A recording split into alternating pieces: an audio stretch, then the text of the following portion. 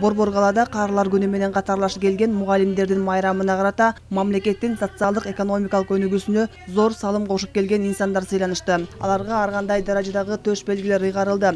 Анын алкагында эмгек кылсаң жашыңдан, дөөлөт кетпейт башыңдан аталышында конференция уюштурулду. Билимин талыкпай берип келген мугалимдерди сыйлоо менен бирге өмүр сакчыларынын күжүрмөн эмгегин баалап, ыраазычылык билдирүү болду. Мугалим бул адамдарды калыптандыра турган кесип.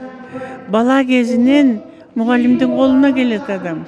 Ошол мугалимдер ошол балдарды чоңойгончо кандай билим берсе, аларга адам катары кандай тарбияласа, ошого жараша биздин коом болот.